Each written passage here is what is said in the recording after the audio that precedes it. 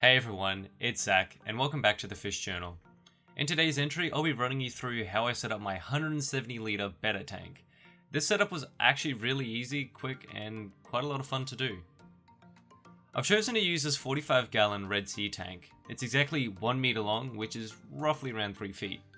Although it does look really scratched up, this is just the grime that's left over from when I had it as a marine tank. The light that I'm using is just a cheap LED batten light that I got from my local hardware shop Bunnings. It's a solid choice, actually quite power efficient, and I've never had trouble with it growing plants in the past. Let's get straight into the tank setup now. I begin like I usually do with all my tanks, as you know by now. I added a small layer of scoria stones as a nutrient layer and to help cut back on how much sand we'll need in the next step. As always, I made sure to only use scoria stone that I had washed thoroughly, as it can get very dirty if it's stirred up. Now it's time to add the sand in and make sure we have enough to actually plant in. I am notorious for not having enough sand, but I swear this time will be different. When doing this, you want to make sure that the layer is not too deep, as it can sometimes harbour bad bacteria. A good depth is around about 3 to 5 centimeters, which is roughly about 1 inch to 2 inches. I'm actually trying out a new substrate in this tank as well. My local fish shop gave me some Olive and Knot plant substrate. This particular one is the Plant Superfood Powder Growth Laterite. I know what you're thinking, that really rolls off the tongue. I've personally never really played around with the aquatic plant additives and thought this would be a great opportunity to finally do so. I've heard a lot of good reviews, so I figured I'd jump on the hype train and see if it actually lives up to it. I've used the entirety of the bag and actually thrown it up in the left hand corner of the tank. I plan on adding a ton of plants here, so they're gonna love it.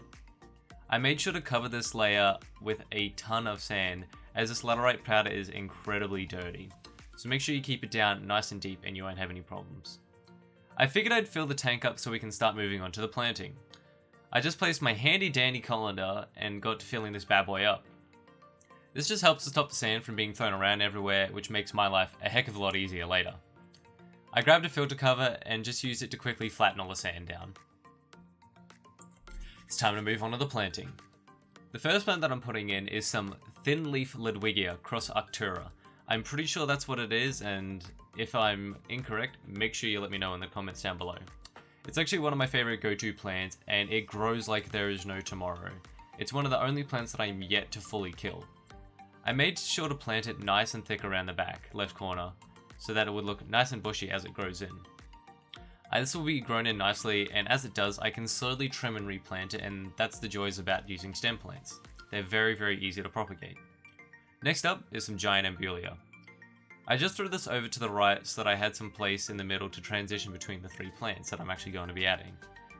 Giant Amelia is actually one of my favorite plants, so I look forward to seeing it all grown in and nice and bushy. The final plant that I'm adding is some pine leaf. I'm not 100% sure if this is the actual name, as it varies from store to store, so I figured I'd try something brand new in this tank.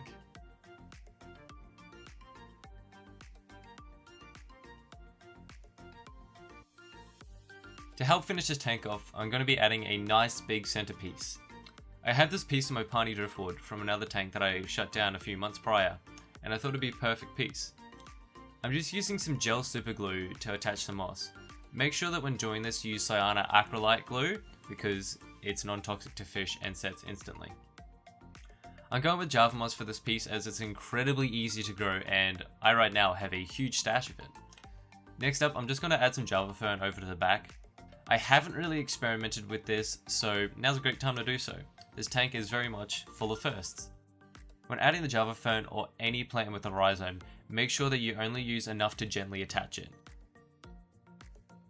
If you use too much super glue, it can actually kill the plant as it suffocates and cannot draw nutrients. Now it's time to chuck this bad boy in the tank and call it done. I'm just placing this in the center of the tank so that when we add our little friend, she'll be able to hide whenever she wants. As always, I just grab a net and scoop the floating debris on top just to give it a little bit of a clean up, make sure it looks very nice.